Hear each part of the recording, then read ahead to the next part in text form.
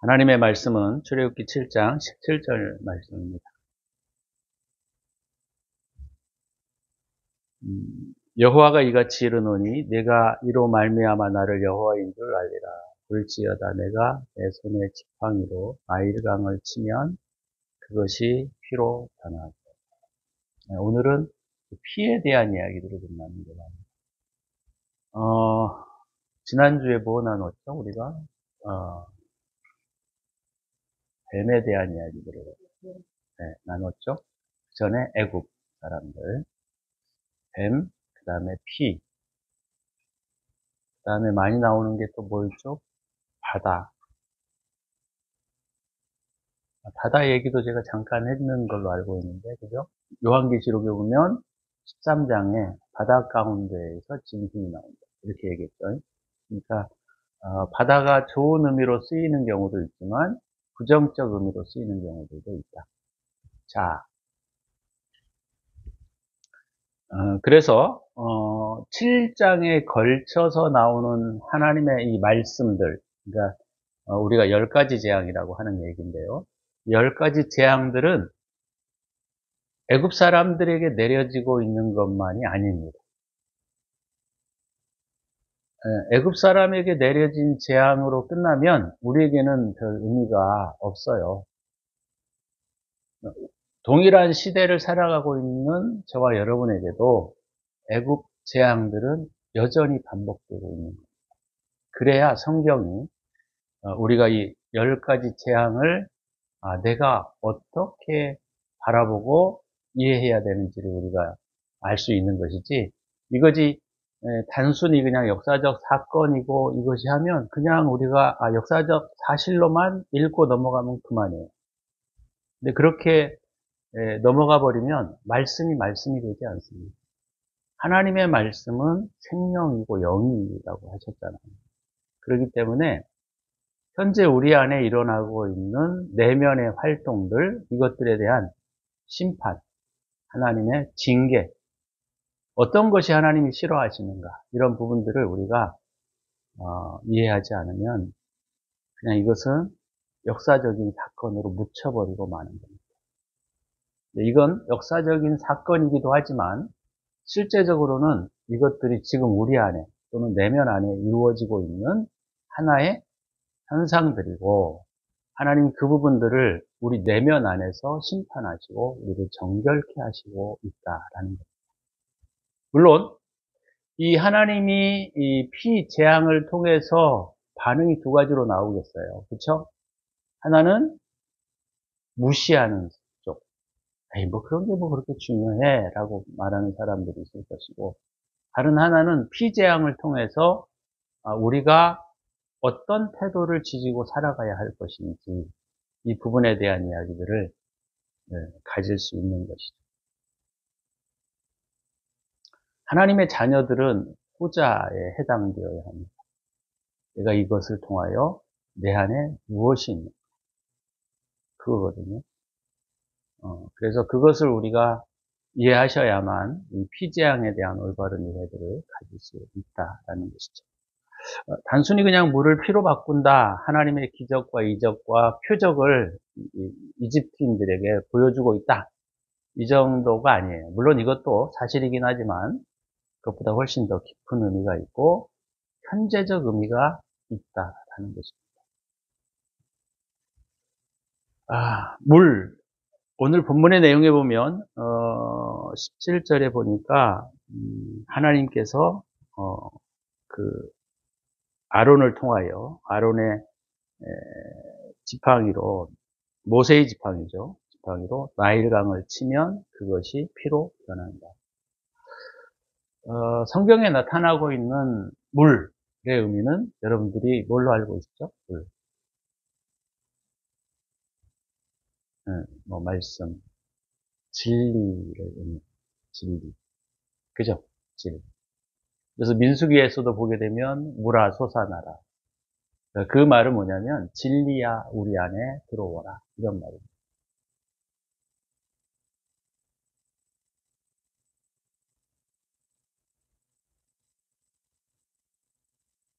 또 하나는 뭐가 있죠?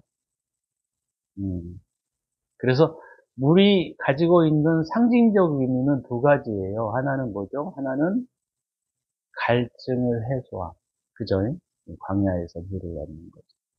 물론 생명이죠. 물도 생명이긴 하지만 그것보다 좀 더 구체적인 의미는 진리를 의미합니다. 그 다음에 우리가 잘 알고 있는 것처럼 정결수, 그죠? 정결수. 물을 뿌려 정결케 하고 이런 표현들이 나오죠. 그래서 이 물은 깨끗게 한다라는 의미를 가지고 있습니다. 자, 그러면 이것들이 내면적으로는 무엇을 의미할까요? 물 그러면 무엇을 의미할까요? 내면적 의미로.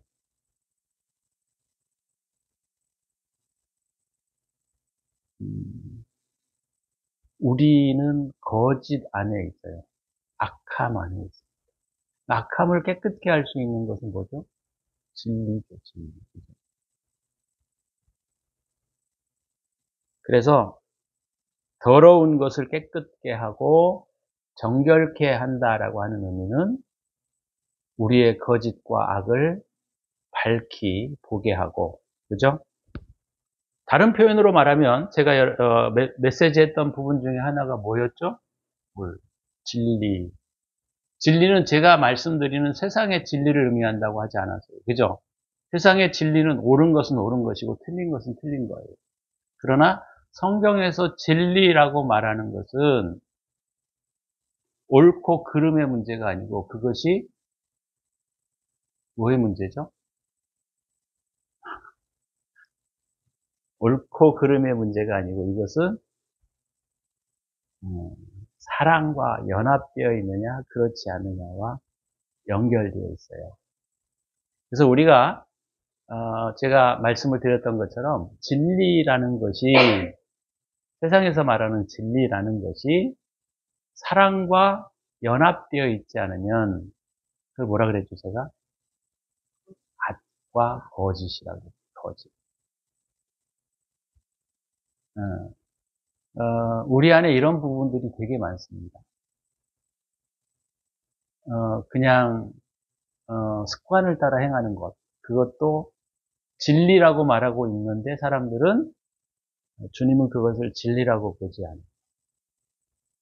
그래서 이 부분들이 우리가 깊이 있게 늘 관찰하고 나를 살피는 부분들로 사용해야만 한다라고 하는 것이죠. 자, 그러면 강물을 피로 바꾼다라는 의미, 여기가 굉장히 중요한 의미를 갖겠죠, 그죠? 강, 물, 바다 이것들은 다 어떤 면에 진리를 상징하고 있어요. 진리. 또 반석도 진리를 상징해요. 근데 그 품질이 약간 다릅니다. 그럼 이제 나중에 제가 설명을 더 깊이 드릴 수 있으면 드리고. 자, 긍정적 의미로는 뭐냐면, 피라고 하는 것은, 이게 이제 출처가 중요해요, 출처. 그러면 출처가 되게 중요해요. 자, 성경을 몇 군데 좀 찾아보려고 그래요. 왜냐하면, 제가 말하는 것들을 여러분들이 잘 이해할 수 없을 수도 있기 때문에, 성경을 찾아보려고. 요엘서 2장 31절을 찾아보죠.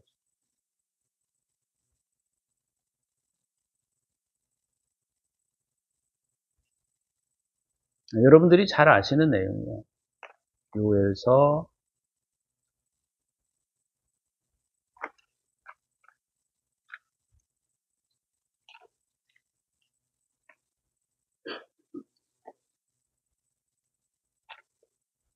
요엘서 2장 31절 말씀.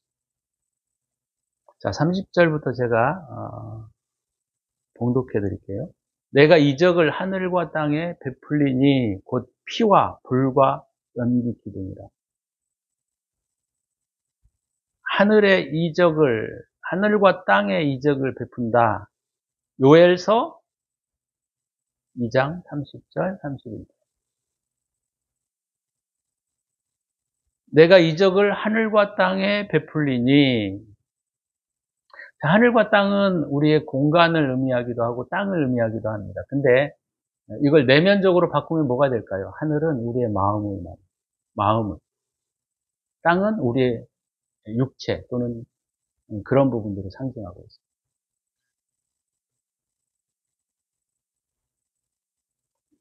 내가 이적을 하늘과 땅에 베풀리니, 그러니까 우리의 마음과 육체에 하나님이 기적을 베풀 것인데, 그런 표현이죠. 곧 피와 불과 연기 기둥이라. 피, 불, 연기 기둥. 이것도 생각을 좀 많이 해야 될 내용들입니다. 왜냐하면 이것들이 다 상징적 의미로 사용되고 있기 때문에. 그래서 이게 문자적인 의미보다는 상징적인 의미가 훨씬 강합니다. 자, 31절에 여호와의 크고 두려운 날이 이르기 전에 해가 어두워지고 달이 핏빛같이 변하래. 그래서 이걸 이제 기독교의 어떤 부분에 있어서는 블러드문이라고 해요. 블러드문. 피달. 핏빛같이 달이 핏빛같이 변한다라고 해서, 어떤 사람들은 이걸 막 그 절기별로 막 연구를 해가지고 그 블러드문이 이루어질 때가 주님이 오실 때이다. 막 그렇게 설명하는 분도 있는데 약간 말도 안 되는 소리예요. 해가 어두워지고 달이 핏빛같이 변하려니와 그랬죠. 그죠? 해가 어두워지고 달이 핏빛같이 변한다.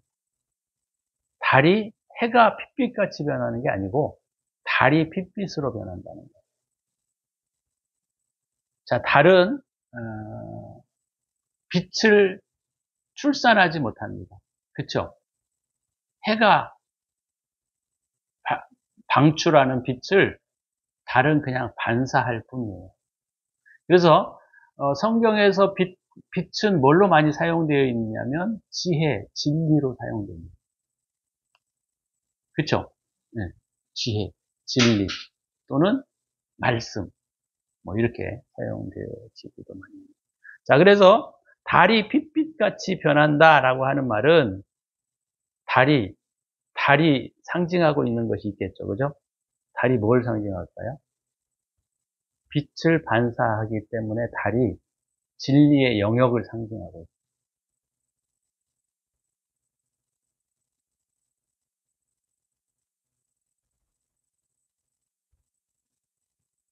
그래서 여기서 우리 여기에 그 출애굽기에서는 뭐가 핏빛으로 변해요? 뭐가 피로 변해요? 물이 피로 변하죠. 여기는 달이 피로 변해요. 핏빛같이 변해요. 똑같은 의미입니다. 하나님의 심판이 말하는 우리 내면의 어떤 부분들을 하나님이 심판하신다는 거예요.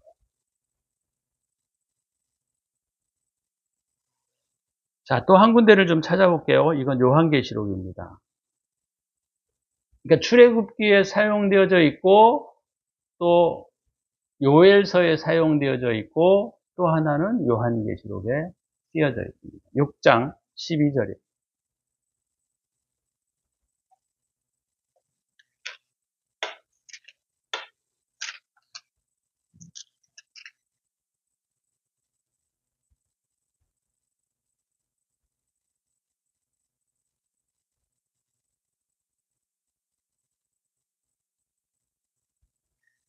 우리가요 표현이 똑같아요. 다만 이제 언어적 어떤 유희들이 약간씩 섞여 있긴 하지만 표현들이 다 똑같습니다. 아까도 우리 요엘서 2장 31절에 해가 뭘로 변한다 그랬죠? 총담같이 어두워집니다. 검은 빛으로 변한다. 그렇죠? 달은 핏빛으로 변한다. 근데 여기서도 마찬가지예요. 6장 12절에 보니까 여섯째 인을 떼실 때에 큰 지진이 나며 해가 검은 털로 짠 상복같이 해가 까맣게 된다는 거예요. 이걸 뭐 일식이라고 말하는 사람들이 있는데 물론 뭐 그거 일식과 블러드문이 일어날 때 주님의 재림이 있을 것이다 라고 말하는 사람들도 있어요. 근데 저는 그 말은 저는 잘 믿지 않습니다. 어찌됐건 해는 검어지고 그래서 이거를 그 온전한 일식 때 달이 해를 딱 가렸을 때 해가 거먹해 보인다 이렇게 설명하는 분도 있긴 한데 그거는 글쎄요 그렇진 않습니다.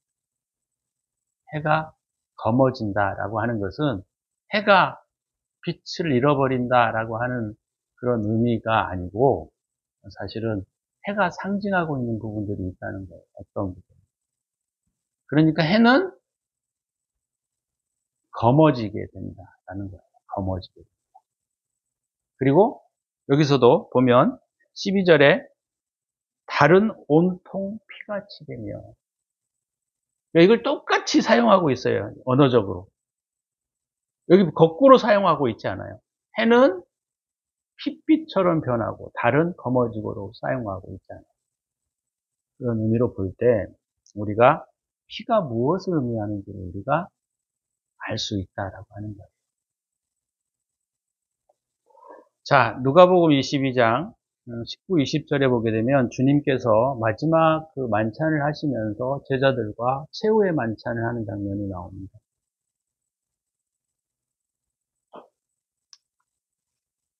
그래서 피를 주님이 그 포도주로 나누시면서 표현하는 내용들이 나와요. 그래서 누가복음 잠깐 누가복음에만 있는 게 아니고 또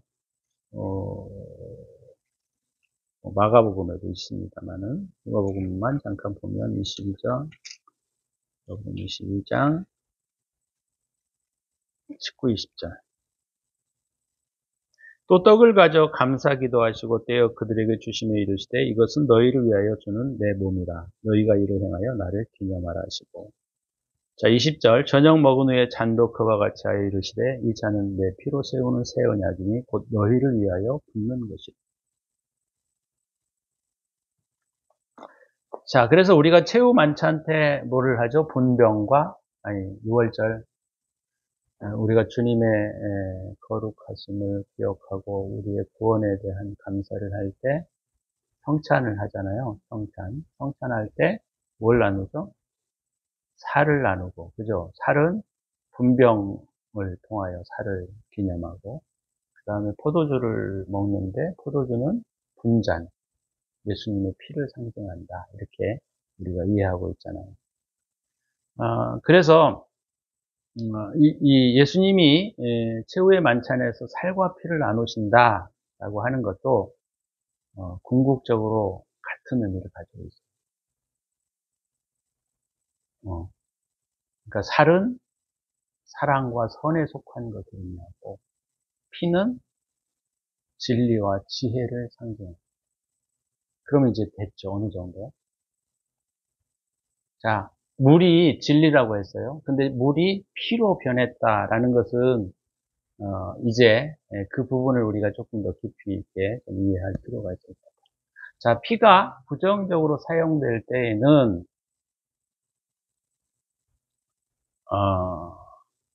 오늘 성경에 우리가 말씀하고 있는 것처럼 물을 피로 바꾸었다.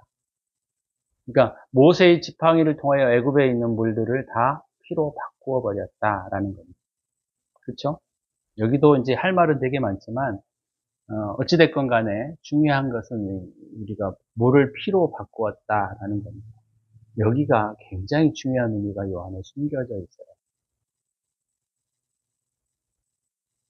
자, 예수님이 물을 피로 바꾸었다라는 말은 뭐냐면 주님으로부터 오는 진리가 아닌 것은 진리가 아니다라는 거예요.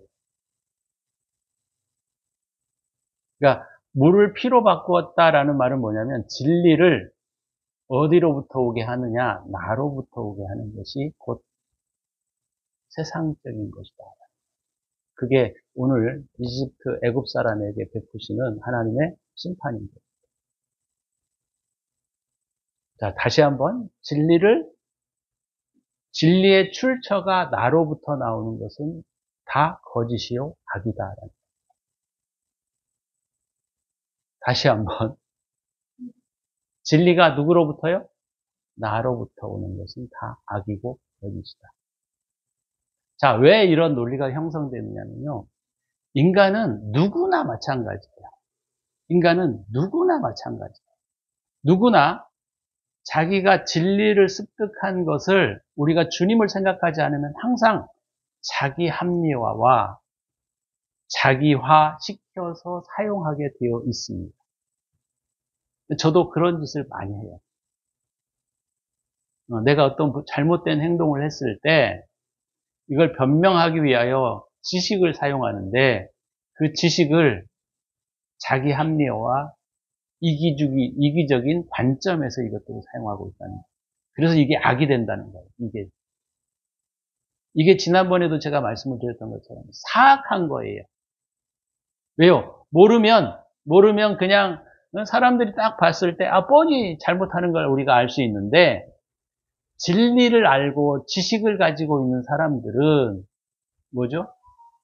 자기가 행동하는 것들을 합리화시키기 위하여 진리를 사용한다라고 하는 거예요. 이것이 바로 뭐냐면, 나로부터 비롯되는 진리라는 거예요. 이해가 되셨습니까? 나로부터 오는 진리다.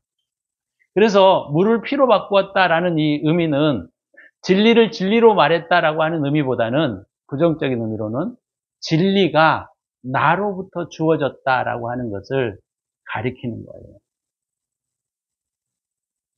이런 부분들이 저와 여러분들이 범죄하고 있는 것 중에 많은 부분에 해당되어지는 겁니다. 그래서 주님이 뭐라 그랬냐면 우리 인간 안에서 나오는 것은 진리가 될 수 없어요. 왜요? 우리는 항상 이기주의적, 이기화된 본성 안에서 모든 진리들을 이용하기 때문에 그래요.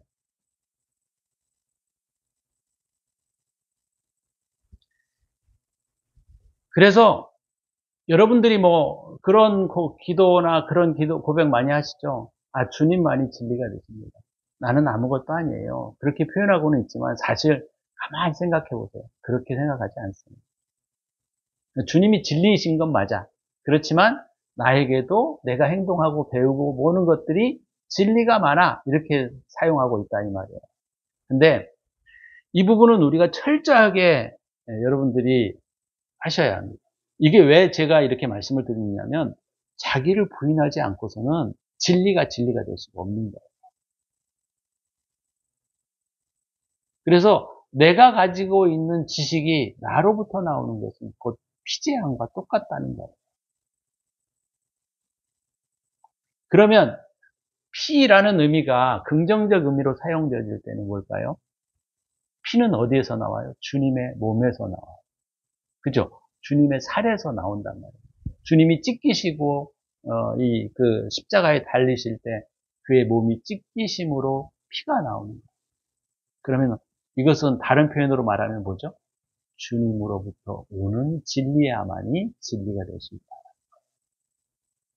그래서 요한복음에서 예수님이 내가 곧 길이요 진리요 생명이다 라고 말씀하신 것은 이 세상에 어떠한 것도 피조물에게는 생명이 존재하지 않고 오직 주님으로부터 오는 것만이 생명이라는 겁니다.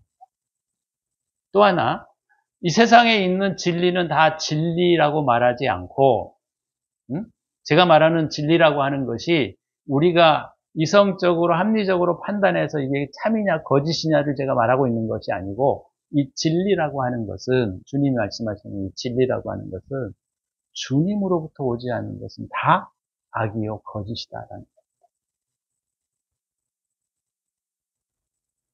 그래서 진리의 출처의 문제를 지금 주님이 이 부분에서 심판하고 계시는 거예요.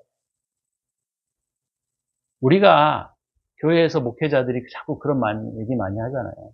인간에서 나오는 것들, 세속적인 것들 그렇게 표현하고 있잖아요. 진짜예요. 인간에서 나오는 것은 선이 될 수 없습니다. 인간 안에서 나오는 진리는 진리가 될 수 없어요. 인간 안에서 나오는 사랑은 사랑이 될 수 없습니다.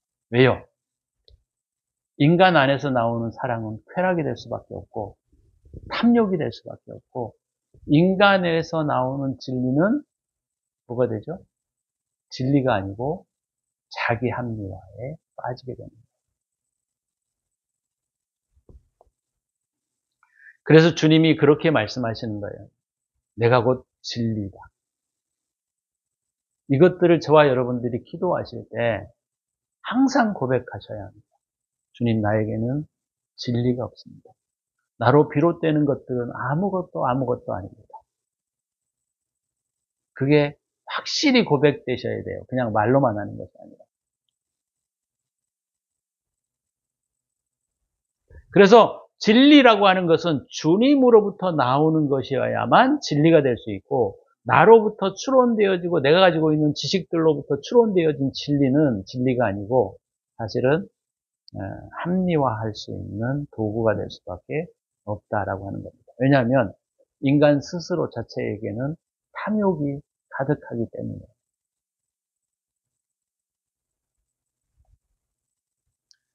그래서 나로부터 나오는 진리는 자기 합리화와 자기 정당화에 사용되어지는 진리가 될 수밖에 없는 것입니다. 여러분들이 어떤 잘못된 행동을 하거나 못된 행동들을 할 때 여러분들이 다 그것을 어디에다 돌리죠?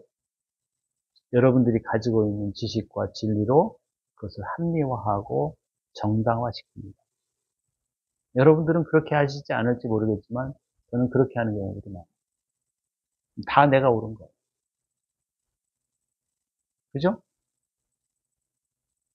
어떤 면에서는 자기를 부인하기가 너무 힘들어서 그럴 수도 있고, 인간은 누구나 다 변명하게 되는데 그 변명의 출처가 자기로부터 자기 보호하기 위해.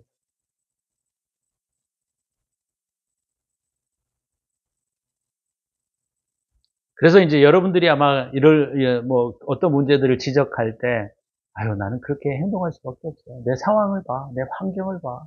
나는 어쩔 수 없었어.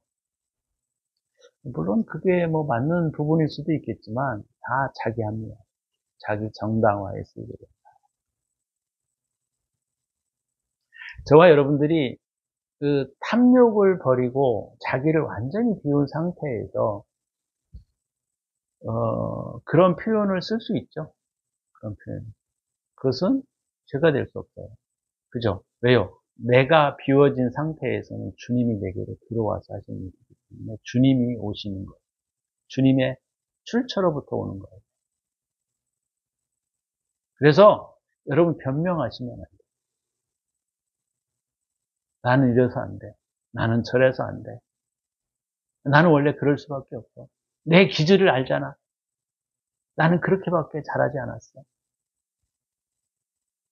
다 그것이 뭐냐면 자기 합리화, 자기 정당화시키는 도구로 사용되어지고 있다라고 하는 겁니다. 그것이 오늘 애굽인들에게 물을 피로 바꾸는 재앙이다. 저와 여러분들 안에 이런 것들이 많잖아요.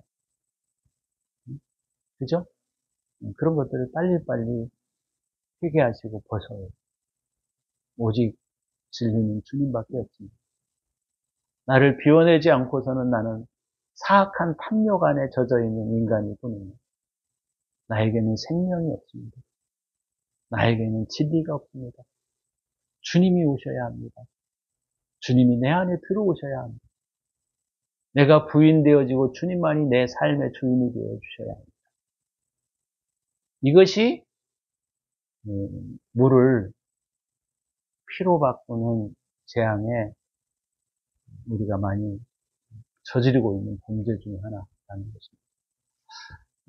이런 것들을 여러분들이 한번 가만히 이렇게 숙고해 보시면 우리 안에 그런 것들이 너무 많아요. 그런 것들. 물론 우리 안에 비워져 있는 부분들도 있습니다. 그것은 주님이 하시는 일이에요. 왜? 그것은 나의 탐욕으로부터 나오지 않는 것입니다. 그렇지만 아직도 많은 영역과 많은 부분들이 나의 탐욕으로 인하여 이루어지는 것들이라고 한다면 오늘 애굽인에게 내리셨던 주님의 피재앙은 저와 여러분에게도 동일하게 지금도 내려지고 있다라고 하는 것입니다.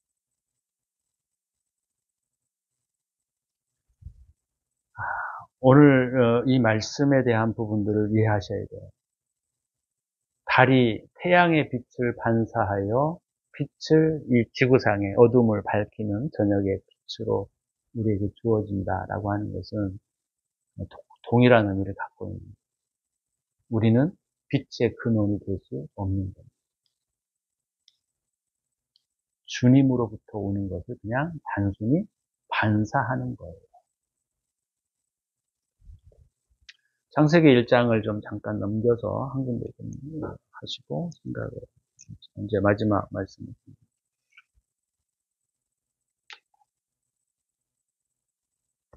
1장 26절.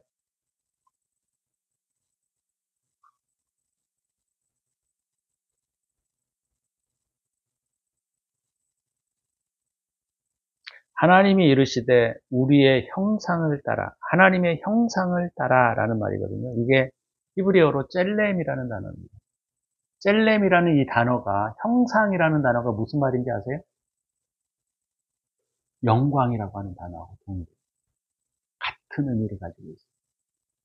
그러니까 하나님의 형상이다 그러면 하나님의 영광이라는 거예요.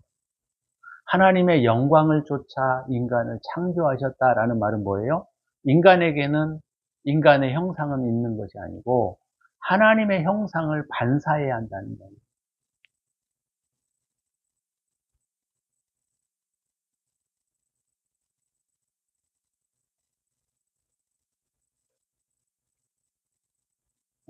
이런 표현들을 우리가 제가 자주 옛날에 설교를 많이 했는데 설명을 했는데 그 설명이 뭐냐면 자 옛날에 우리가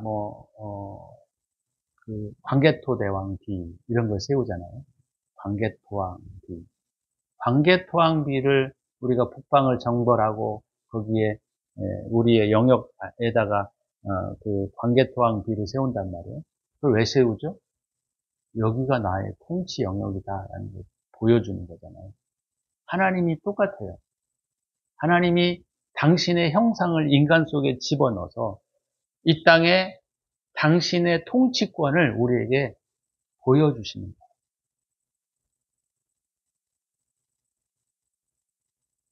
그러면 여기 보세요. 여기. 그럼 우리가 주님의 형상이 되어지지 않는다. 다시 말하면 뭐죠? 내가 내 안으로부터 나오는 진리를 내가 주장하고 살아간다면 주님의 형상은 내게 없는 거예요. 그것은 이방 땅인 거예요. 그것은 사단의 영역인 거예요.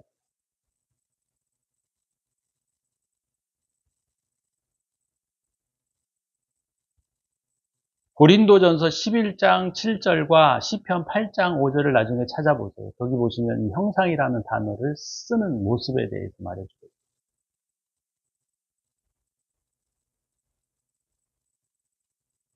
여기 형상과 모양 이것도 두 가지로 얘기했잖아요. 우리가 볼 때 거의 비슷한 내용인데 똑같은 내용인데 이걸 반복하고 있습니다. 하나는 사랑의 형상, 다른 하나는 진리에 관한 형상, 모양.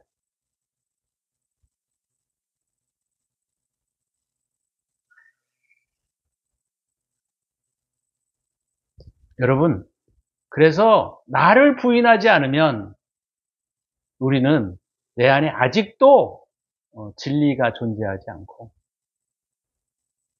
진리는 주님밖에 없으니까 주님이 내 안에 들어올 수가 없는 거예요. 내가 진리를 스스로 주장하고 있습니다.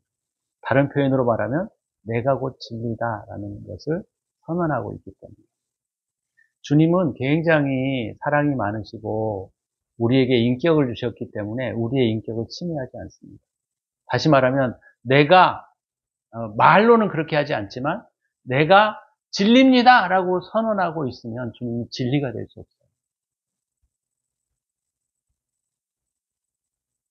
내 것을 아직도 주장하고 있고 내 것을 아직도 합리화시키고 있고 내 것을 아직도 피튀기면서 주장하고 있다면 아직도 우리는 주님의 형상 안에 들어갈 수 없다는 거죠. 자, 아까 달의 핏빛으로 변한다라는 말이 피제함과 똑같은 말이에요. 무슨 말이죠? 달은 빛이 없어요. 빛이 존재하지 않습니다. 달은 그냥 빛을 반사하는 규석 이런 걸로 되어 있어요. 석영 옛날에 우리 지구과학 때 들어봤나요? 모래와 같은 성질로 되어 있습니다. 달을 조사해서 무슨 말이냐? 빛을 잘 반사할 수 있게 하셨다라고 합니다. 하나님은 저와 여러분들을 당신의 모양과 형상으로 창조하셨습니다. 그 모양과 형상은 내가 진리다라고 주장하는 것이 아니라 내가 비워지고 없어져야 주님이 우리 안에 빛이 되어주시고 주님이 우리 안에 형상이 되어주시고 주님이 우리 안에 생명을 이어가시는 근원이 되어주신다는 것을 우리가 이 피제양을 통해서 이해하셔야 합니다. 나에게 비롯된 진리는 죄송하지만 그것은 거짓입니다. 그래서 주님으로부터 오는, 다시 말하면 이제 요즘 얘기로 말하면 성령을 통해서 우리가 일하시지 않으면 우리는 이 피장에서 벗어날 수 없는 것입니다. 시간에 좀 기도하실 때 나를 부인하는 사건, 이게 우리가 기독교 입문하는 첫 번째 과정입니다. 나를 십자가에 못 박는 사건, 이것이 우리 기독교가 걸어가야 할 첫 번째 사건입니다. 저와 여러분들이 하나님 나는 아무것도 아닙니다. 그냥 말로만 하시지.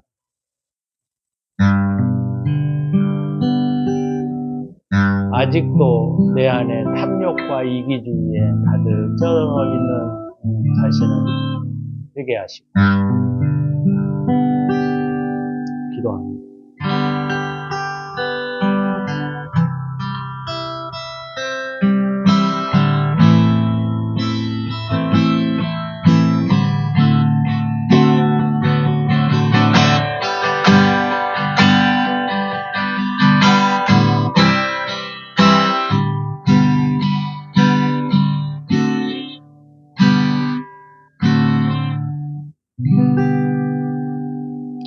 주님, 아직도 우리 안에 이기주의적 본성들이 그대로 남아있는 것들이 많습니다. 내려놓고 비운다고는 하지만 아직도 우리 안에 물이 피로 변하는 이 재앙이 우리 가운데 많습니다. 주님, 이것들을 밝히 보게 하셔서 우리가 주님의 형상을 닮아갈 수 있는 자들이 되게 하여 주옵소서. 이제는 우리 구주 예수 그리스도의 은혜와 독생자를 아낌없이 우리를 위하여 내어주신 하나님의 사랑하심과 성령의 축복하심이 오늘도 물을 피로 바꾸는 이 사건을 통하여 우리 내면에 존재하고 있는 이 더러운 것들을 빨리 벗어날 수 있도록 주님 회개하는 당신의 사랑하는 백성들의 머리머리 위에 이제로부터 영원토록 함께 있을지어다. 아멘.